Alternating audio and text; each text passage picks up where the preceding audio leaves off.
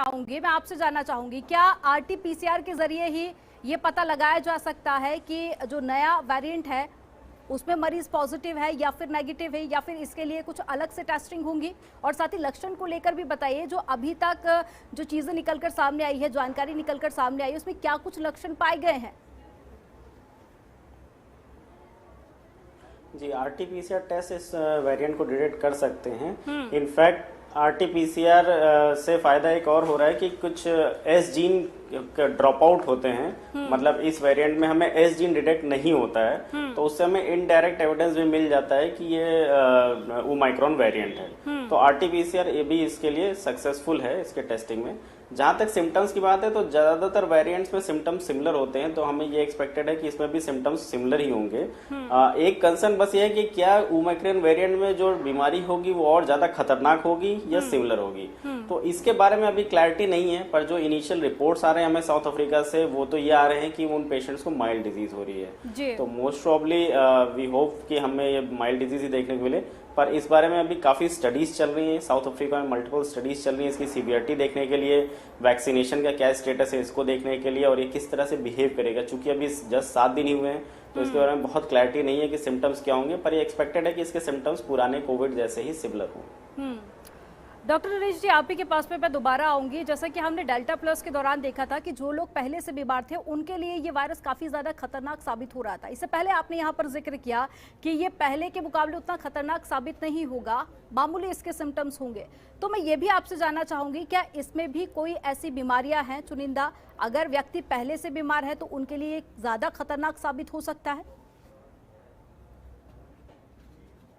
जी, जैसे हम पिछले कोविड्स में भी देखते आए हैं कि जो भी पहले से बीमार पेशेंट हैं, या जैसे जिनको पहले से फेफड़े की बीमारी है, सीओपीडी है या एलडी है, या जिनको हार्ट के डिजीजेज हैं, लिवर के डिजीजेज हैं या किडनी के डिजीजेज हैं, उनके लिए कोविड खतरनाक रहा है। तो ये एक्सपेक्टेड है कि जो भी इम्यूनो कॉम्प्रोमाइज पेशेंट्स हैं उनके लिए वेरिएंट भी खतरनाक रहेगा। लेकिन इस वेरिएंट की अलग से सीवियरिटी के बारे में अभी कुछ खास क्लैरिटी नहीं है कि क्या ये कोविड वेरिएंट डेल्टा वेरिएंट जो प्रेवलेंट है उससे ज्यादा खतरनाक है या उससे कम खतरनाक है।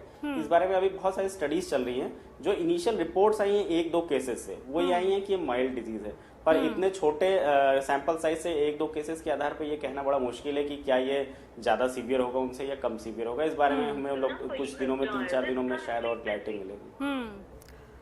डॉक्टर नरेश, मेरी आवाज आप तक नए वेरिएंट को लेकर खास मेहमान हमारे साथ में जुड़े हुए हैं, और डॉक्टर रजनीश आपका रुख करूंगी मैं कि क्या आप कोरोना का कोई वेदर कनेक्शन भी देखते हैं? क्योंकि आपको याद होगा, अगर हम 2020 देख लें या 2021 देख लें, वो समय लगभग सेम है जब कोरोना पीक पर रहा है। आपको याद होगा कि पहले भी मार्च से इसकी शुरुआत हुई थी। उससे पहले अगर हम 2020 की बात कर लें, उस वक्त भी ये मार्च से ही शुरुआत हुई थी। उसके बाद में लॉकडाउन लगाया गया, लेकिन उसके बाद में जून जुलाई तक ये अपने पूरे पीक पर पहुंच चुका था, और अब भी दिसंबर की शुरुआत हो चुकी है और तीसरी लहर की जो बातें हैं वो अब कही जाने लगी हैं। तो क्या लगता है आपको, कोई वेदर कनेक्शन भी है इसका?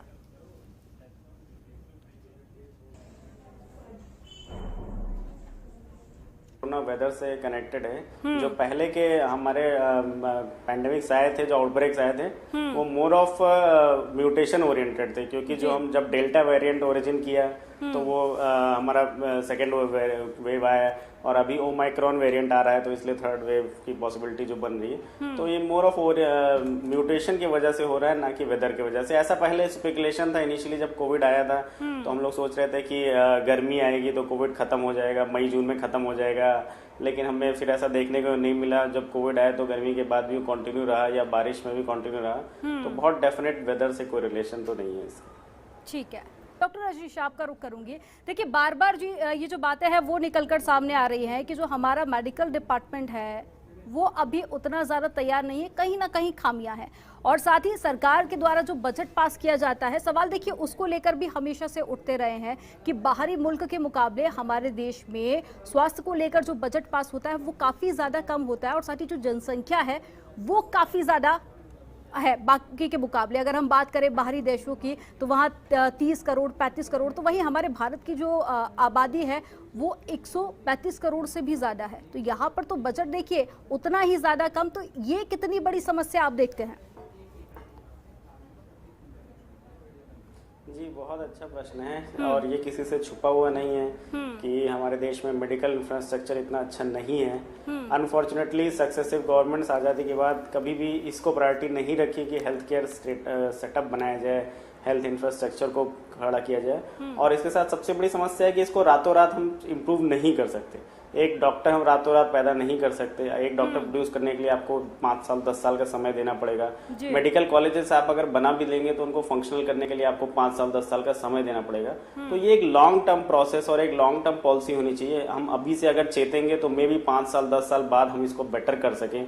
मेडिकल कॉलेजेस ऑलरेडी सरकार बहुत सारे खोल रही है, बहुत सारे एम्स की स्थापना हो रही है, तो कुछ अच्छे दिशा में प्रयास हो रहे हैं निश्चित रूप से। सीट्स बढ़ रही हैं, डॉक्टर्स आ रहे हैं, लेकिन इन सब प्रक्रियाओं को होने में समय लगे। हमें एक रातों रात हम अपना इंफ्रास्ट्रक्चर जो इतना खस्ता हाल है उसको सही नहीं कर सकते।